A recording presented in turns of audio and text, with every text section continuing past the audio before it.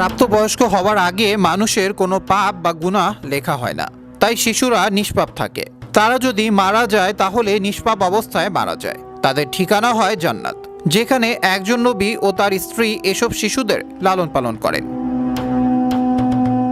আবু হুরায়রা রাদিয়াল্লাহু তাআলা আনহু থেকে বর্ণিত, আল্লাহর রাসূল সাল্লাল্লাহু আলাইহি ওয়াসাল্লাম বলেছেন, মুমিনদের শিশু সন্তানরা জান্নাতে একটি পাহাড়ে থাকবে, যেখানে ইব্রাহিম আলাইহিস সালাম ও তার স্ত্রী সারা আলাইহিস সালাম তাদের লালন পালন করবেন, কিয়ামতের দিন তারা তাদের বাবা মায়ের কাছে ফিরে যাওয়ার আগ পর্যন্ত।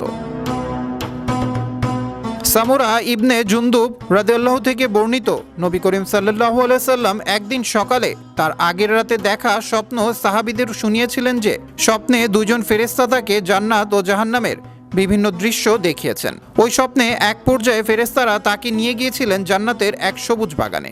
নবীজি বলেন, একটা সজীব শ্যামল বাগানে আমাকে নিয়ে যাওয়া হলো, যেখানে বসন্তের হরেক রকম ফুলের কলি রয়েছে।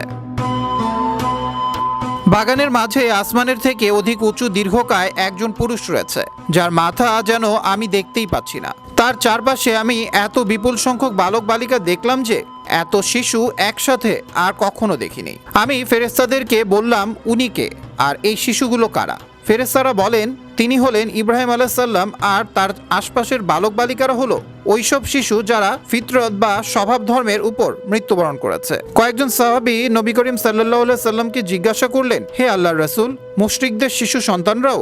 নবীজি সাল্লাল্লাহু আলাইহি সাল্লাম বললেন, মুশরিকদের শিশু সন্তানরাও। এই হাদিস থেকে বোঝা যায়, মুমিন ও কাফের যে কোনো পরিবারের শিশুই হোক, শিশু অবস্থায় মারা গেলে জান্নাতে যান এবং আল্লাহর নবী ইব্রাহিম আলাইহিস সালামের তত্ত্বাবধানে জান্নাতে থাকেন।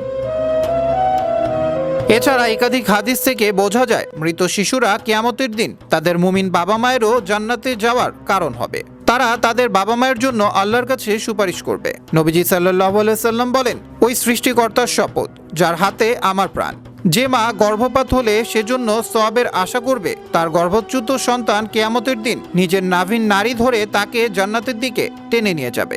আরেকটি বর্ণনায় এসেছে, নবীজি সাল্লাল্লাহু আলাইহি সাল্লাম বলেছেন, যে নারীর 3টি শিশু মারা যাবে, ওই নারীর জন্য ওই শিশু সন্তানরা জাহান্নাম থেকে পর্দা হবে। এক নারী বললেন, আর 2টি সন্তান মারা গেলে? নবীজি সাল্লাল্লাহু আলাইহি সাল্লাম বললেন, 2টি মারা গেলেও। মুমিন বাবা মা ও সন্তানরা জান্নাতে মিলিত হবেন।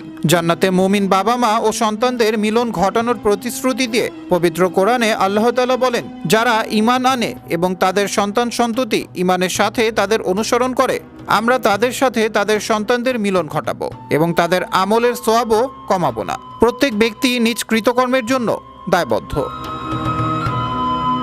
আবরার আহমেদ মাহি, বিশ্ব বাংলা 24 নিউজ ডেস্ক।